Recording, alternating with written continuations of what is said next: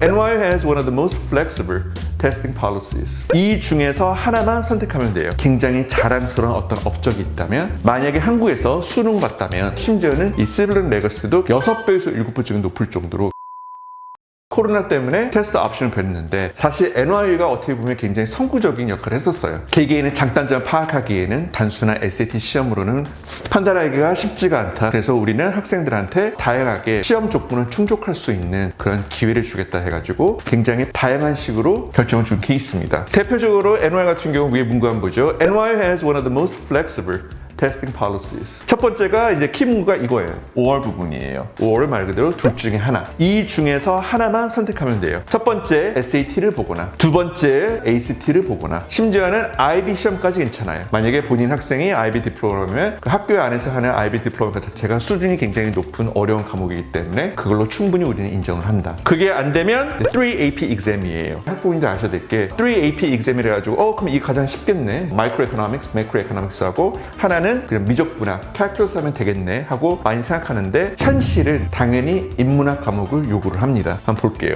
보시면 알겠지만 항상 이렇게 Literature of Humanity는 꼭 거기에 포함시켜야 돼요. 자기가 편하다 해가지고 뭐 쉬운 과목들, 그쵸? 미시경제, 거시경제, 그리고 심리학, 이런 식으로 제가 원하는 세 과목을 만칠 수 있는 게 아니라 노골적으로 AP를 한다면 최소한 Literature of Humanity 부분에서는 점수를 나와야 된다는 부분이에요. 각각 하나씩 하고 나머지 세 개는 이 조건에 따라 가지고 이제 볼 수가 있는 부분이고요. 그래서 NYU 같은 경우는 이렇게 선구적인 테스트 policy를 예전부터 활용했던 학교이고, 거기에 대한 의지는 한번 볼게요. 그만큼 다양한 학생들의 풀을 직접 경험하고 학생들을 뽑고 싶다는 의지가 반영된 정책입니다. 그리고 더 특이한 부분은 이 부분이 있어요. Other International Examinations. 만약에 한국에서 수능 봤다면 그걸로도 대체가 돼요. 심지어는 과거 같은 경우에는 그 문구도 있었어요. SAT도 없고 수능도 없고 ACT도 없고 AP 안 한다면 당신 본인이 생각하기에 굉장히 자랑스러운 어떤 업적이 있다면 그걸 한번 제출해보려. 그럼 그걸 우리가 평가를 하고 우리가 요구하는 그 시험 부분에 충족할 수 있는지 우리가 고려를 해주겠다. 대표적인 케이스가 뭐 물리 올림피아드 그런 상들이고, 어디 국제 그 대회 나와서 받은 상들, 이런 것들도 이제 케이스 바이 케이스로 NYU가 적극적으로 이제 고려했던 그런 사례가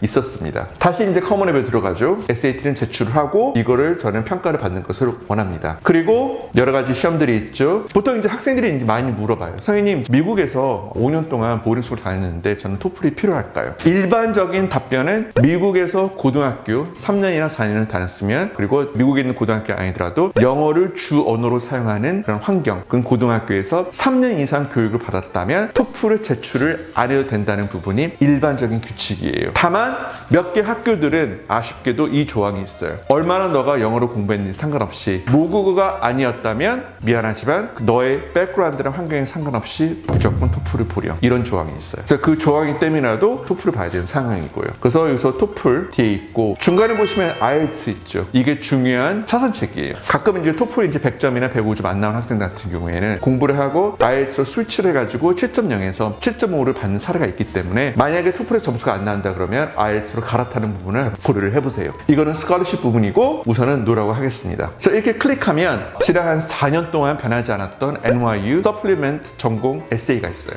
네, 한번 읽어보죠. We'd like to know more about your interest. What motivated you to apply to NYU? 왜 우리 학교에 지원했냐? 두 번째, Why have you applied to express interest in a particular campus? 캠퍼스 여러 개 골랐지? 뭐 플로렌스, 마드리드, 상하이. 그러면 그 캠퍼스 고른 이유가 뭐야? 세 번째는 College Program and Area Study예요. 만약에 아까처럼 경제를 골랐다면 왜 이 전공을 골랐니? 너의 경험에 대해서 상세하게 설명해 주려. 그래서 그 400자 부분입니다. 그걸 이제 에세이를 썼다면 뉴욕에 지원한 적 있냐? 없습니다.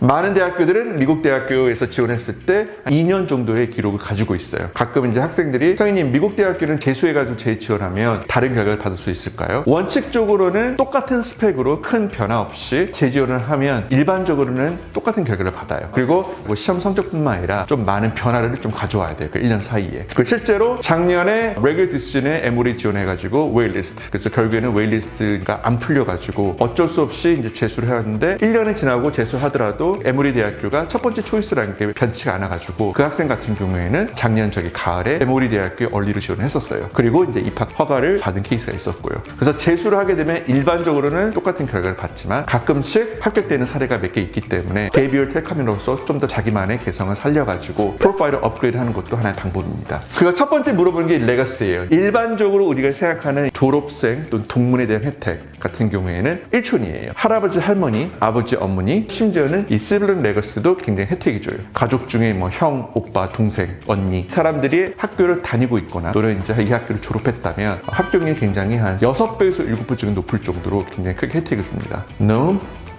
no, no. 그러면 NYU 이제 끝났어요. 이제 NYU 부분적인 서플리멘트는 이제 끝났고 본격적으로 다음 시간에는 학생들이 이제 작성해야 할 공통 원서의 주 파트에 대해서 설명해 드리겠습니다.